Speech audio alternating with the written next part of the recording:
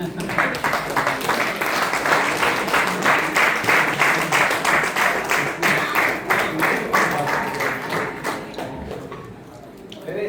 चीज मैं और बोलना चाहूंगा, हमारे तन्मय सर के मिसेस भी यहाँ पे हैं, मैं चाहता हूँ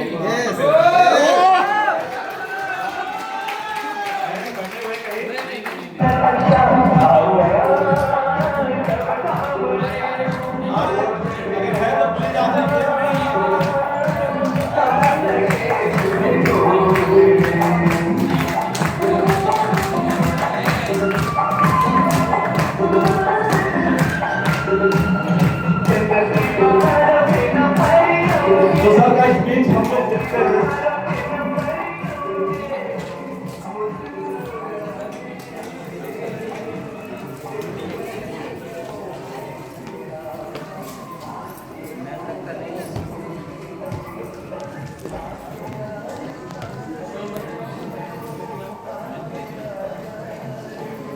नमस्कार नमस्कार। परिचय तन्मय कुमार साहू, रहने वाला मैं उड़ीसा राउरकेला सिटी से। पिछले 5 साल से रेडियो को सीखते हुए अपने सारे गुरुओं का सहयोग से, उनके मार्गदर्शन से, कंपनी के मैनेजमेंट का सहयोग से आज मैं इस लेवल पे पहुंचा हूं। तो मैं चाहूंगा मेरे सारे great upline Ratan Singh Devgan sir, mister Khilesh Mahato sir, mister Vikrant sir के लिए मैं चाहूंगा एक बार जोरदार ताली हो जाए। और साथ ही साथ हमारी कंपनी के management mister Divyansh Agarwal sir, mister Anmol Agarwal sir, Shambhu Agarwal sir, Indira ma'am के लिए मैं चाहूंगा एक बार जोरदार ताली हो जाए। और बहुत बड़ा सफर रहा इस सफर में, डायमंड के सफर तक पहुंचने का, डायमंड तक पहुंचने का। मेरी मदर की बहुत बड़ी सपोर्ट रही है, हर बार हम दोनों ने सपोर्ट किया है, और साथ में मेरी वाइफ की बहुत सपोर्ट रही है। मैं चाहूंगा हम दोनों के लिए भी एक बार सम्मान करना चाहिए, क्योंकि अगर वो नहीं होता तो शायद मैं यहाँ पे भी नहीं होता। सो फ्रेंड्स, कहने को बहुत सारी चीजें हैं, समय कम है। ये सफर कैसे शुरू हुआ, कैसे मैं यहाँ तक पहुंचा, मैं कोशिश करूंगा आपको जो मेरी लाइफ की बड़ी जर्नी रही वो 10 मिनट के आपको बताने का। मिडिल क्लास परिवार का एक बहुत सुंदर सा city, Deogarh city, waterfall city कहते हैं। एक छोटा सा सिटी के अंदर लगभग 10 से 12 वाटरफॉल है।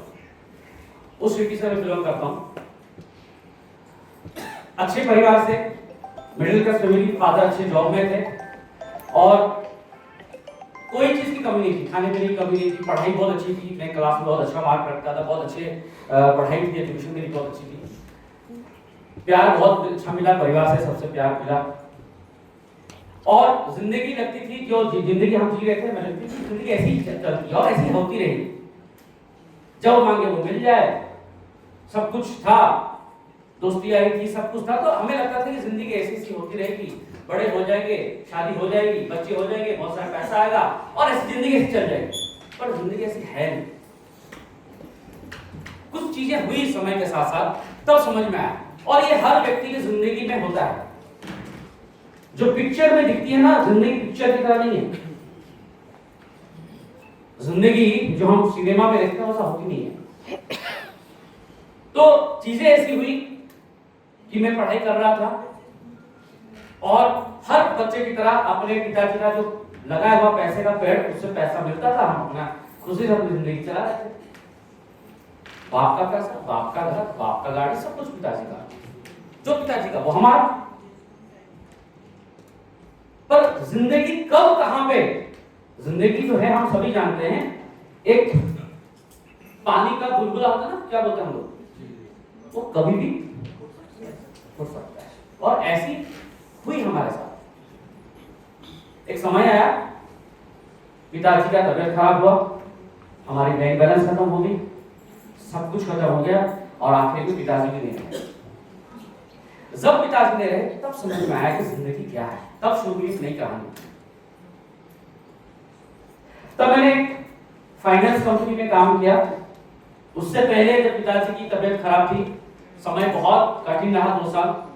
उस 2 साल के अंदर ऐसा था कि हम एक टाइम खाना खाते थे, क्योंकि पिताजी को दवाई देने के पैसा नहीं हुआ करता था, क्योंकि जॉब चली गई, जो बैंक बैलेंस खत्म हो गई, पिताजी ने जो इंश्योरेंस किया था वो सबको हमको तोड़ना पड़ा, वो भी खर्चे वहां पे भी हम, वो भी खत्म हो गई। और ऐसा था कि हम एक टाइम खाएंगे और पिताजी को रोज 150 रुपए की दवाई, मिनिमम 150 रुपए की दवाई उनको लगती थी, वो देने के लिए हमें एक टाइम खाना खाना पड़ता था।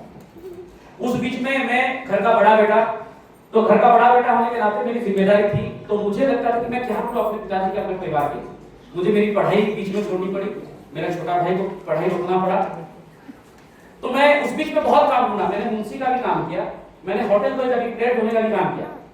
ये मैं बात बहुत कम बताता नहीं, लेकिन उसमें भी ऐसा है कि जहां जिस होटल में मैंने काम किया, उस होटल वाले को जब पता चला कि मेरे पिताजी कौन हैं, तो उसने मुझे मना कर दिया काम देने में। मुझे बोला नहीं, आप नहीं कर सकते, क्योंकि आपके पिताजी को हम बहुत सम्मान देते हैं और आपके पिताजी के साथ हमारा बहुत अच्छा रिलेशन है। अगर आगे उनको पता चले कि आप होटल में आके या होटल बॉय का काम कर रहे हो, तो वो हमारे लिए अच्छा नहीं है, तो उन्होंने वहां से निकाला, मुझे निकाल दिया, बोले नहीं सर आप काम नहीं कर सकते। मुंशी का काम जब कर रहा था, जब वो कॉन्ट्रैक्टर को पता चला कि मेरे पिताजी कौन है, तो उसने भी मुझे वहां से निकाल दिया, बोला नहीं बेटा तुम नहीं कर सकते, तुमको तो हमने काम नहीं किया। तो ऐसी कई सारी चीजें हुई। ऐसा भी सिचुएशन हुआ कि जब मेरे पास कुछ काम नहीं था, तो मैंने सुसाइड करने की कोशिश की। वो सिचुएशन रही मेरे साथ, कोशिश किया मैंने पूरी आखिरी दम तक। मैंने बोला कि आज फाइनल था, घर को पता नहीं, रात को 12-1 बजे घर में रो रहे हैं सब कोई, घर में दवाई, पिताजी बेड में है, सुसाइड करने के लिए गया। रात भर में बहुत कोशिश किया सुसाइड करने के लिए। फिर एक चीज आती दिमाग में कि मेरे जाने का फिर क्या होगा इन लोगों का, क्योंकि घर का बड़ा मैं था, तो सुसाइड नहीं कर पाया। लेकिन एक कसम खा गया कि कुछ तो करना है। तो ऐसी सिचुएशन रही परिवार के अंदर। फिर मैं एक फाइनेंस कंपनी के अंदर काम किया, नॉन बैंकिंग फाइनेंस कंपनी के अंदर काम किया। जोश जुनून था, 4 महीने के अंदर लगभग 80 से 90 लाख रुपए का मैंने वहां पे बिजनेस किया।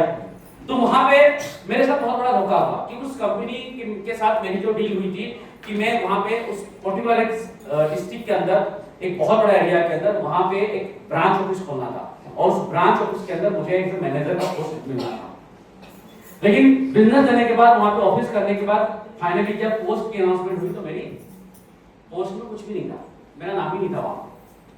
और वहां पे दूसरी कंपनियों के, दूसरे जो नॉन बैंकिंग सेक्टर के एक्सपीरियंस जो भी बड़े लीडर थे, उनको वो पोस्ट दे दिया गया। तो वहां से चैलेंज शुरू हुई, तो करे क्या, काम क्या करे। तो एक मेरी जो फ्रेंड सर्कल थी, बहुत अच्छे परिवार के सारे मेरे फ्रेंड्स थे, और सारे पढ़ाई के बाद सब एक ही चीज पे लगे, क्या, जॉब पे। और क्योंकि हम बिजनेस बैकग्राउंड तो थी नहीं, हमारी जॉब बैकग्राउंड थी परिवार की। तो जब आपके परिवार में सब जॉब बैकग्राउंड में, तो परिवार वाले क्या चाहेंगे, हम भी जॉब करें। और हम जिस बैकग्राउंड से आते हैं, हम जो देखें, तो हमारे मन में क्या चलेगा कि हम भी जॉब करें। और साथ में मेरे सारे फ्रेंड्स जॉब के लिए प्रिपरेशन कर रहे थे, तो मेरे माइंड में भी जॉब की प्रिपरेशन थी। लेकिन मेरा एक दोस्त बिजनेसमैन, उनका परिवार बिजनेसमैन है, उन्होंने मुझे एक बार अप्रोच किया डायरेक्ट सेलिंग को लेकर। लेकिन डायरेक्ट सेलिंग मुझे समझ में नहीं आई, क्योंकि डायरेक्ट सेलिंग का तब जो नजरिया था मेरा और लोगों का, वो बहुत नेगेटिव था। ये डायरेक्ट सेलिंग वो लोग करते हैं ये काम, तो जिनके पास काम नहीं होता है, जो बेकार होते हैं, जिनको सही काम, जो ये सही काम में नहीं देखा जाता था। ये एक धारणा मेरे अंदर डाल दी गई थी। अगर हम डायरेक्ट सेलिंग की बात करें, डायरेक्ट सेलिंग की ताकत क्या मुझे पता चली, मैं अगर बोलूं डायरेक्ट सेलिंग की, एक बंदर, एक क्या है, बंदर, एक बंदर के सामने आप 1 करोड़ रुपया रख दो, कितना, और 1 दर्जन केला रख दो, वो क्या लेना पसंद करेगा। पर उस बंदर को पता नहीं कि 1 करोड़ में कितने केले खरीदे जा सकते हैं। और एक पढ़ा लिखा नौजवान के सामने एक नौकरी रख दो और एक डायरेक्ट सेलिंग रख दो, क्या पसंद करेगा, नौकरी, क्योंकि उसको एक महीने का 15 से 20 हजार रुपया तो मुझे आएगा। यानी वो क्या देख रहा है कि मैं जॉब कर लूं, लेकिन उसको पता नहीं कि डायरेक्ट सेलिंग में आके वो अपने तरह हजारों लोग, बेकार लोगों को नौकरी दे सकता है, राइट, जॉब दे सकता है। ये डायरेक्ट सेलिंग की ताकत है, ये ताकत मुझे पता नहीं है। और मेरा दोस्त बहुत बार मुझे अप्रोच किया उन्होंने कि एक बार चलो, तो मैं एक बार उनके साथ एक डायरेक्ट सेलिंग कंपनी के प्रोग्राम में गया। उस प्रोग्राम में जाने के बाद मुझे समझ में आया कि डायरेक्ट सेलिंग की ताकत क्या है। फिर मैंने डायरेक्ट सेलिंग में एक्साइटमेंट में, क्योंकि मैं जब उस प्रोग्राम में गया, इस तरह का माहौल था, वहां पे 500 से 1000 लोग थे, म्यूजिक बज रही थी, जब भी आ रहे थे लोग नाचते हुए आ रहे थे, फूल मारा, कोई बोलता मैं 50 हजार कमा रहा, कोई बोलता मैं 5 लाख कमा रहा, कोई बोलता 10 लाख कमा रहा हूं। और इस तरह का तो माहौल था।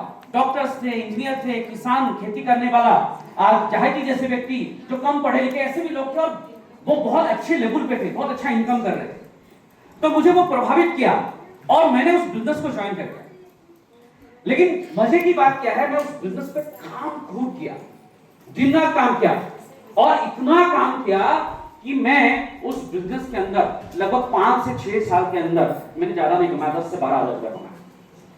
इतना काम किया, इतना काम किया मैं काम क्या करता था मैं आपको बताऊं।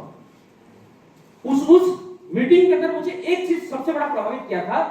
एक राजमिस्त्री, अनपढ़, पढ़ाई नहीं, कभी स्कूल नहीं गया, एक राजमिस्त्री की इनकम 2 लाख रुपया थी। वो मुझे बड़ा प्रभावित किया था। उससे प्रभावित होकर मैं उस बिजनेस को ज्वाइन किया, मैंने काम किया, लेकिन मेरी इनकम कितनी थी? 10 से 12। तो जो मेरे सीनियर थे उन्होंने एक दिन अपने घर में उन्होंने इनविटेशन दिया मुझे कि एक बार तन्मय जी को लेके आओ, एक बार रात को हमारे घर में रहेंगे, डिनर करेंगे, प्लानिंग करेंगे। उनका प्लानिंग था ऑफलाइन जब देखता कि कोई चीज होती तो काउंसलिंग करते हैं, हाँ या ना? तो जब भी ऑफलाइन काउंसलिंग में बुलाए तो जरूर जाएं। उसका मैं आपको फायदा बताता हूँ। हुआ क्या, रात में रुके, खाया उनके घर में, खाना खाने के बाद रात को हम बैठे तो उन्होंने बोला तन्मय जी आपको कितना साल हो गया हमारे कंपनी में? बोले सर 5 साल हो गए। और आज आपकी इनकम कितनी है? सर कुल मिला के 10-12 हजार रुपए होंगे। तो बोले सर वो जब आप आए थे वो राजमिस्त्री की इनकम कितनी थी? आप तो बोलते थे तो राजमिस्त्री को देख के बिजनेस में आए। मैं बोला हाँ सर। कितनी इनकम थी? 2-2.5 लाख रुपया। और कितनी इनकम है? 5 साल के अंदर वो महीने के 7 लाख रुपया कमा रहा है। तो बोले तन्मय जी आप अपने आप को देखो, आपकी क्वालिफिकेशन क्या है? मैं बोला सर ये है। उसकी क्वालिफिकेशन क्या है? बोले ये है। कोई क्वालिफिकेशन नहीं है, जीरो। आपकी क्वालिफिकेशन उससे ज्यादा, पर कमा रहा है वो ज्यादा। उससे दिखने में, पहनावे में, बात करने में, हर चीजों में आप उससे बेहतर हैं, लेकिन कमा कौन रहा है? वो। उससे बात अच्छा आप करते हैं, आपके लोगों के साथ कम्युनिकेशन बहुत अच्छी है, लोक संपर्क आपका बहुत अच्छा है, आपके बहुत सारे लोग जान पहचान है, जबकि उसका कोई नहीं है, फिर भी वो आपसे ज्यादा पैसा कमा रहा है। क्यों? एक बार इसके बारे में हमें आपको मनन और चिंतन करनी चाहिए। बोलेगा तो सही है। तो रात भर मैं बैठा, बहुत चिंतन किया, मनन किया और मैंने डायरी में सारी चीजों को लिखा कि ऐसी क्या चीज थी कि मैं 5 साल में हर चीजों में मैं उससे आगे था, पर कमाई में, बिजनेस में, सक्सेस में जीरो, कुछ नहीं था। तो मैंने पहली जो चीज नोट की, मैं आपको बताऊं मैंने क्या किया। मैं पागल की तरह, सेल्समैन की तरह घर घर घुस घुस के प्रोडक्ट बेचता था। क्या करता था? प्रोडक्ट बेचता था मैं। क्या बेचता था? प्रोडक्ट बेचता था मैं। पहला गलती मैंने क्या किया? प्रोडक्ट बेचना गलती नहीं है। प्रोडक्ट में जिसको भी बेचता था डिस्ट्रीब्यूटर प्राइस में बेचता था। पहली गलती मैंने क्या किया? प्रोडक्ट में जब देता था लोगों को डिस्ट्रीब्यूटर प्राइस में देता था, तो मुझे इनकम कितनी आती थी? जीरो। मैं समाज सेवा कर रहा था। दूसरी, प्रोडक्ट में देता था, अगर मैं 50,000 का प्रोडक्ट बेचता था तो उसमें से 30,000 प्रोडक्ट में उधार में देता था। दूसरी गलती। क्लियर? अब जब मैं मांगने जाता था, लेने में सब लेते हैं, देने के टाइम में कोई देता। दूसरी गलती मैंने की। तीसरी गलती जो सबसे बड़ी मुझे समझ में आई कि ये जो बिजनेस है ये प्रोडक्ट सेल का नहीं है, क्योंकि आप प्रोडक्ट बेच के 1 दिन, 2 दिन, 3 दिन आप अपने रोजमर्रा की जिंदगी खर्चे को आप उठा सकते हो, अपनी जरूरतों को पूरा कर सकते हो रोजमर्रा की। लेकिन अगर आप सपने पूरे करने आए हैं, डायरेक्ट सेलिंग में बड़ा काम करने आए हैं, अपने सपनों को, अपने आने वाली पीढ़ियों के सपने को पूरा करने आए हैं, तो यहां पे हमें नेटवर्क बनाना पड़ेगा। और मैं इस 5 साल के दौरान मैंने ऐसा बिलीव नहीं करेंगे, आज मैं शायद वो नहीं करता हूं, लेकिन उस वक्त मैं किसी को नहीं जानता था। मैं घर जाकर नॉक करता था और बोलता था मेरे पास एक अच्छा प्रोडक्ट है, मैं आपको बताने आया हूं। मैं ऐसे घर में जबरदस्ती घुस के मैं प्रोडक्ट उनको दिखाता था, डेमो करता था, और मैंने ऐसे हजारों लोगों को मैंने प्रोडक्ट दिया होगा, लेकिन किसी को भी अपने नेटवर्क में नहीं लाया था। ये मेरी सबसे बड़ी चौथी गलती थी। राइट? 5वीं गलती, मैंने एक भी उस कंपनी के एक भी इवेंट में मैंने कभी मिस नहीं किया। हर इवेंट में जाता था, हर सेमिनार में जाता था, पर सबसे बड़ी गलती मैंने क्या किया, अकेले जाता था। क्योंकि नेटवर्क अगर बनाना है, अगर हम बड़ा बिजनेस करना चाहते हैं, बड़ी सफलता चाहते हैं, तो अकेले डायरेक्ट सेलिंग में होगा नहीं। हमें नेटवर्क बिल्ड करना, तो ज्यादा से ज्यादा लोगों को अपने साथ सेमिनार में और इवेंट्स में लेके आना पड़ेगा। दूसरी चीज, जब भी कोई इवेंट होती थी, टारगेट जैसे आज लोनावला हुआ, ऐसे उस कंपनी में जब भी कोई टारगेट आता था तो मैं क्वालिफाई करता था, मैं जाता था, लेकिन अकेले जाता था। कैसे जाता था? बल्क बाइंग करके। ये मेरी सबसे बड़ी गलती थी। सेल्फ परचेज प्रोडक्ट बेचता था, 50,000 में टारगेट है, मैंने खुद खरीद लिया, खुद बेच दिया, क्वालिफाई कर लिया। क्योंकि अगर डायरेक्ट सेलिंग में सफल होना है तो मुझे पता चला कि जब भी आप किसी इवेंट में जाओ, किसी भी टारगेट को आपको, जैसे लोनावला कोई भी ट्रिप होता है, अगर आपको बड़ी सफलता चाहिए, ध्यान रखिएगा, कभी अकेले मत आइए। जैसे सर आए हैं अपने साथ 18-20 लोग को लेके आके, जैसे अमित जी आए आज 25-50 लोग को लेके आके। अगर बड़ी सफलता चाहिए, आगे जब भी कोई इवेंट हो, कोई भी, लोनावला चाहे गोवा हो या कुछ भी, कोशिश करिएगा, अगर वाकई में डायमंड, कितने लोग डायमंड बनना चाहते हैं, अकेले नहीं, अपने साथ 20 से 50 लोगों को क्वालिफाई करके लेके जाइए। जिससे ज्यादा अचीवर बन के जाएंगे, उसकी उतनी जल्दी, उतना फास्ट वो डायमंड या उससे आगे वाला टीम को अचीव करेंगे। मेरी सबसे बड़ी गलती। और सबसे बड़ी गलती क्या थी मालूम है? सबसे जो बड़ी गलती वो मैं सुनता था, करता नहीं, हाँ करता था, पर करता। सक्सेस होना है, यस, सपने अचीव करनी है, यस, पर करता नहीं था। उसके लिए जो चीजें मुझे करनी चाहिए वो करता था। क्योंकि मैं अपने आप में बहुत बड़ा ज्ञानी था, मेरे अंदर एक बहुत बड़ा ईगो था कि मैं सब कुछ जानता हूं। सबसे बड़ी गलती, आपके पास कुछ हो या ना हो, अगर जिस दिन आपके अंदर ये ईगो आ गया कि मैं सब कुछ जानता हूं, डायरेक्ट सेलिंग के अंदर मैं सब कुछ कर सकता हूं, तो खत्म। और वही एक वजह थी जो मुझे डायरेक्ट सेलिंग के अंदर आगे बढ़ने नहीं दे रही थी। मुझे माहौल अच्छा लगता था, प्रोडक्ट अच्छे लगते थे, कंपनी अच्छी लगती थी, लोग अच्छे लगते थे, लेकिन उस अच्छे लगने से कुछ नहीं होगा। बहुत सारे लोग ऐसे सेमिनार में आते हैं, एक्साइटेड हो जाते हैं, ताली मारते हैं, बहुत अच्छा सर आज क्या प्रोग्राम माहौल बना, लेकिन वही कि करते कुछ नहीं। और एक बड़ी जो मेरे साथ हुई इंसिडेंट, क्योंकि देखिए इस बिजनेस एक लाइन ऑफ स्पॉन्सर होती है, जो जिनके माध्यम से ये बिजनेस, जिन गुरुओं के माध्यम से, जिस मेंटर के माध्यम से हमारे पास बिजनेस आता है।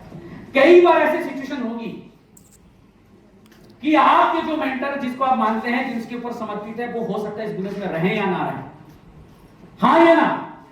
हर आदमी की अपनी इंडिविजुअल चॉइस है बिजनेस करना या नहीं करना।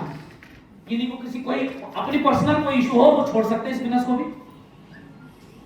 और मैं अपने ऑफलाइन के ऊपर इतना डिपेंड था कि जब मेरा ऑफलाइन किसी वजह से, उनका कंपनी के साथ कुछ होगी, पर्सनल इशू, उन्होंने किसी वजह से उस बिजनेस को क्विट कर दिया। जब उन्होंने क्विट कर दिया उस बिजनेस को, तो मैं पूरी तरह से बिलीव नहीं करके 6 महीने तक मैं अंधकार में रहा, अंधकार में पूरी तरह से। मुझे नहीं समझ में आया कि मुझे करना क्या है। लेकिन मैं जो कहा, वो ऑफलाइन मुझे बुलाए थे रात को, क्योंकि वो उनके सीनियर थे।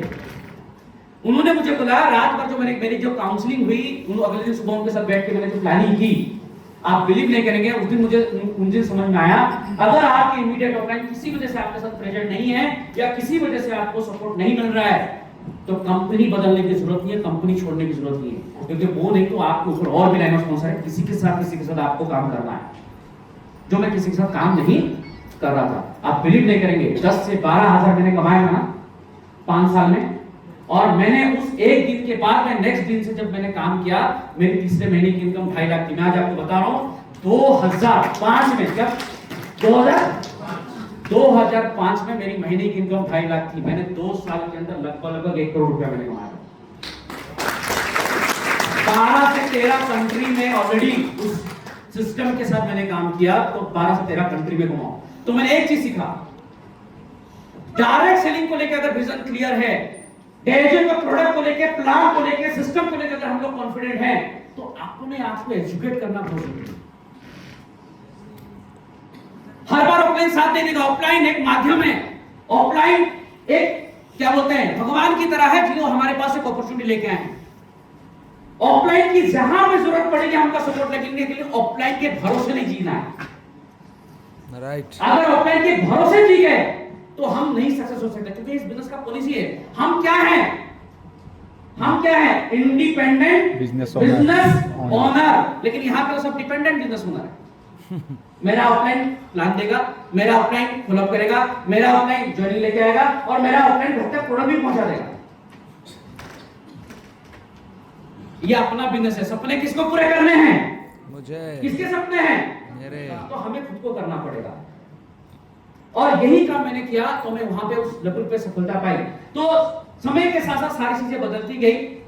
मैं जब डेजॉय में आया, मैं उससे पहले जो कंपनी के अंदर था, उसमें मेरे साथ कभी ऐसी नहीं हुई कि असफलता या मैं ऐसा नहीं कर सकता हूं। वहां पे मैं 2-2.5 लाख की इनकम में था जब मैं डेजॉय में आया, लेकिन उसमें 2.5 लाख की इनकम में होने के बाद भी मेरे पास सारी सुख सुविधाएं थी। महीने में 25 से 26 दिन तो मैं फ्लाइट में रहता था, सारी चीजें थी, लेकिन एक चीज की कमी थी, क्या मालूम है? ये माहौल, ये लोग, और वहां पे सिर्फ मैं अकेले पैसा कमा रहा था। मैं यहां पे जब आया, मैं डेजॉय के प्रोडक्ट को पहले देखा, मुझे किसी ने अप्रोच नहीं किया, लेकिन करना तो किसी ना किसी के साथ था। मैं आपको बताऊं डेजॉय का कंपनी को मैंने क्यों चुना, मुझे सबसे बड़ी जो खूबी लगी, अगर आप किसी कंपनी को अभी डायरेक्ट फोन करो, किसी भी डायरेक्ट सेलिंग कंपनी को, सर मुझे आपके साथ करना है और अपनी प्रोफाइल बताओ कि आप इस लेवल पे काम किए हैं, तो वो कंपनी आपको लालच देगी और आपको डायरेक्ट अपने साथ जोड़ लेगी, हाँ या ना? लेकिन जब मैंने डेजॉय से अप्रोच किया, बोला कि सर मैं काम करना चाहता हूं, मैंने रात को फोन किया था, तो बोला कि नहीं सर, आप यहाँ पे डायरेक्ट कुछ नहीं होता, आपको जिसके माध्यम से, आप जो भी जिसके शुरू से आया देख के आए हैं, आपको उसके साथ काम करना पड़ेगा। यही मुझे पहले प्रभावित किया, डेजॉय से काम करना, ये सबसे बड़ी चीज। फिर मैं बोला कि करूं किसके साथ काम?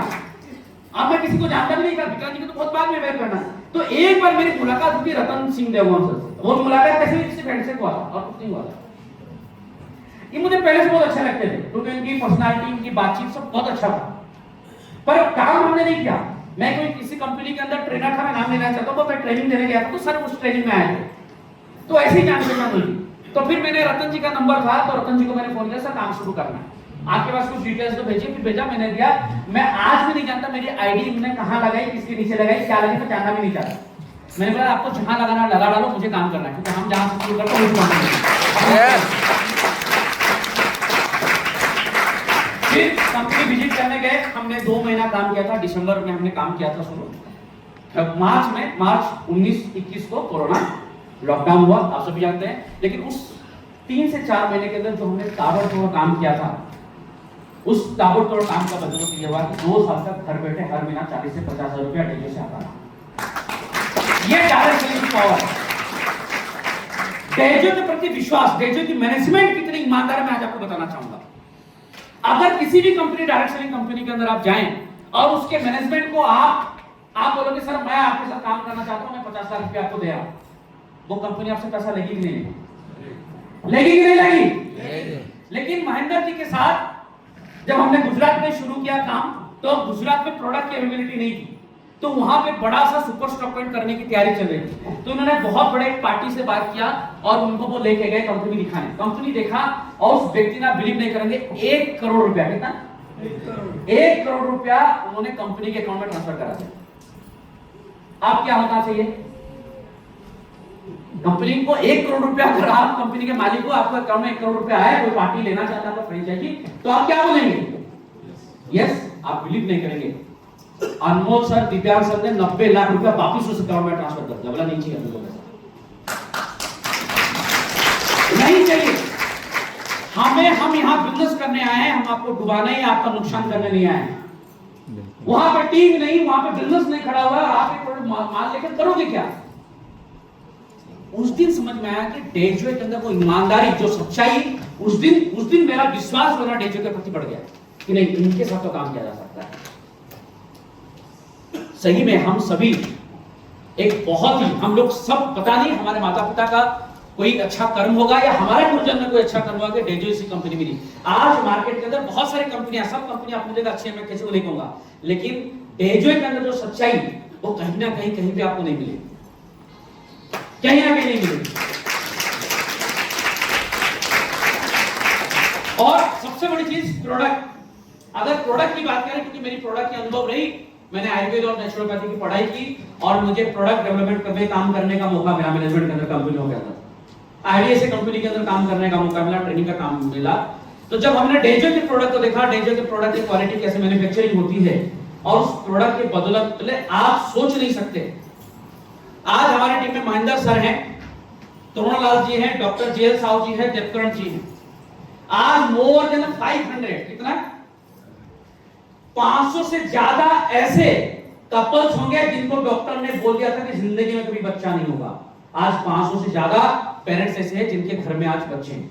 वाह! के प्रोडक्ट 13 साल तक, 16 साल तक जिनके बच्चे नहीं थे, जिन्होंने उम्मीद छोड़ दी थी, उनके घर में बच्चे तो हुए, लेकिन जुड़वा बच्चे हुए, एक के साथ एक खड़ी ऐसे प्रोडक्ट हैं। तो हमारे पास बेस्ट प्रोडक्ट है, दुनिया की बेस्ट प्रोडक्ट है हमारे पास। कोरोना के टाइम में हम हमारी पूरी टीम मिलकर मोर देन 100 से ज्यादा ऐसे कोरोना पेशेंट थे जिनको हॉस्पिटल से घर वापस लेके आए। मैं आपको बताना, एक इंटरनेशनल कंपनी, मैं आपको नाम नहीं बता के बता दूंगा, आपको समझ जाएगा। वर्ल्ड की पहली डायरेक्ट सेलिंग कंपनी, नाम समझ गया? यस। उस कंपनी के एक लीडर को हमने कई बार समझाया, उनको कोरोना के टाइम में क्या पास ले लो, तब शुरू हुआ था उनको, नहीं मेरी कंपनी की प्रोडक्ट सब बेस्ट है। आप बिलीव नहीं करेंगे, वो व्यक्ति आप नहीं हमारे साथ उस प्रोडक्ट को खा, अब वो गलत थी, प्रोडक्ट खराब थी, मैं मुंह नहीं कह रहा हूं, लेकिन अगर उन्हीं के घर के बगल में और उन्हीं के एरिया में लगभग 50 से 60 लोग को हमने ऐसे ही कोरोना से वापस लेके आए। तो ये प्रोडक्ट की ताकत है हमारे पास। मैनेजमेंट इतनी स्ट्रांग है, इतने विजनरी हमारे एमडी हैं और इतने, मैं कहता हूं, टैलेंटेड और इतने सपोर्टेबल। मैं आपको कहूं, विक्रांत जी के बारे में जितना बोलूं उतना कम है। यहां पे कोई एक व्यक्ति नहीं कह सकता कि जिनको जरूरत पड़ने पे, सबसे खराब समय पे अगर किसी ने साथ दिया हो तो वो विक्रांत जी, हाँ या ना? उम्र में छोटे हैं, लेकिन छोटे होते हुए भी बड़ा भाई का काम करते हैं। एक बड़ा भाई का जो फर्ज होता है, छोटे भाई होते हुए भी डायरेक्ट सेलिंग में आज बड़ा भाई का, कई बार मेरे साथ बहुत उन्होंने मदद की, क्योंकि मेरा ससुराल जो उनके घर के बगल में है। मेरे एब्सेंट में कई बार इन्होंने कई मदद की है। हम नहीं रहते, ऐसा कभी नहीं सोचा कि क्या है करने का, क्या है, ऐसा नहीं है। इन्होंने कभी लेवल नहीं देखा, अभी इन्होंने कभी कुछ भी नहीं देखा। रात को 12 बजे 1 बजे कभी भी फोन करो, ऐसे ऑफलाइन मिलना बहुत ही मतलब नामुमकिन है। हम लोग बहुत लकी हैं कि हमारे साथ विक्रांत जी से भाई है। हम तारीफ नहीं कर सकते, कितना तारीफ, क्या तारीफ करें, तारीफ शब्द ही नहीं रहे हैं इनके लिए। क्या नहीं किया और किसके लिए नहीं किया, हम तो सबके बारे में जानते हैं। हम साथ में रहे, हम सब जानते हैं। कोई एक व्यक्ति भी नहीं बोल सकता क्या नहीं किया, किसके लिए नहीं किया, ना मेरे लिए नहीं किया, ना किसके लिए नहीं किया, सबके लिए उन्होंने किया। हर स्थिति में खड़े रहे। और यही एक बड़े लीडर की, एक अच्छे लीडर की सबसे बड़ी पहचान होती है। और ऐसा लीडर अगर किसी ऑर्गेनाइजेशन में हो तो वो ऑर्गेनाइजेशन भी ग्रो करता है और वहां से लीडर भी ग्रो करता है। आज अगर मैं डायमंड या यहाँ इसलिए जो डायमंड, ब्लू डायमंड और सफेद और एमराल्ड अगर हैं, तो उसका सबसे बड़ा जो श्रेय जाता है वो मिस्टर विक्रांत कुमार जी को जाता है।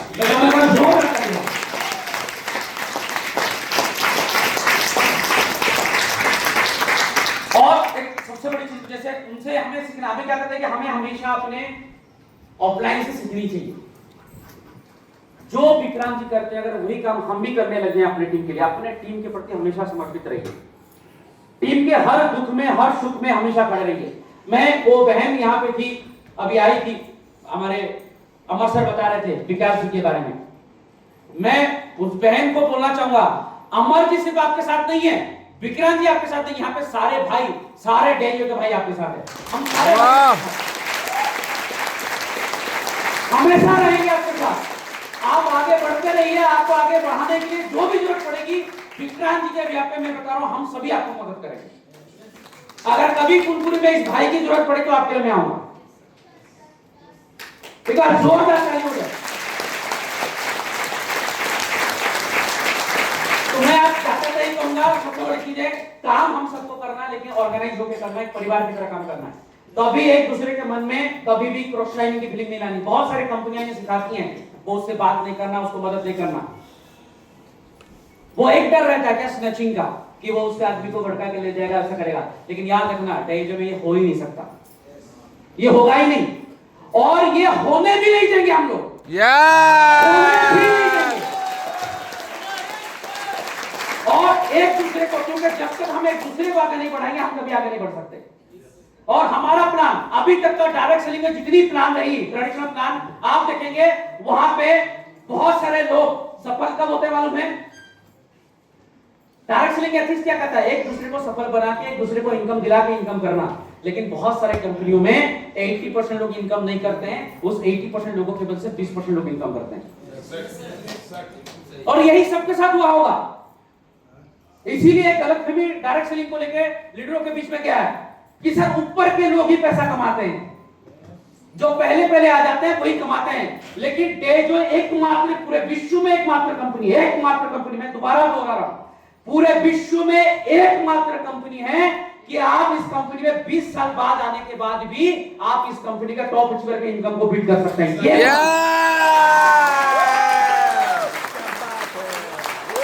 तो थैंक यू वेरी मच। कहने के लिए बहुत कुछ है, कभी और जब स्पीकर, आज मैं बड़ा दुखी हूं, सर ने तो बंद कर दिया। मुझे तो खिलेश जी को भी सुनना था, मुझे गुरुनाथ जी को भी सुनना था, क्योंकि वो भी बड़े अनुभवी हैं। कई जीरो ग्राउंड लेवल से आए। यहाँ भी कोई पैरासिटामोल नहीं था, यहाँ पे जितने भी लीडर देख रहे हैं ग्राउंड लेवल से आए हैं। खिलेश जी कैसे मेहनत करके खेती में काम करते हुए किस तरह से यहाँ पे पहुंचे, गुरुनाथ जी किस लेवल पे पहुंचे, क्या क्या काम उन्होंने किया है। मुझे तो लगता है आप सबको सुनना चाहिए, सुनना चाहिए। सर खाना नहीं, आज खाना है, सुनना है। 1 घंटा लेट हो जाएगा क्या? कंटिन्यू। मेरा तो डिमांड है, मुझे खिलेश जी को सुनना है, मुझे रतन जी को भी सुनना है। आप तो रतन जी को भी नहीं सुने,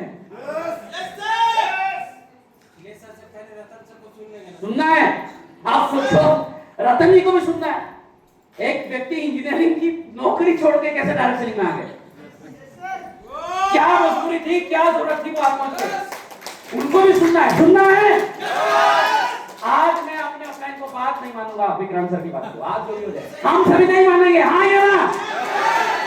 कितने लोग मेरे साथ सहमत है? कितने लोग चाहते हैं कि खिलेश जी को रतन जी को नाम सुनना है? एक बार जोरदार ताली। Thank you. अब मैं बुलाना चाहूंगा विक्रांत जी को।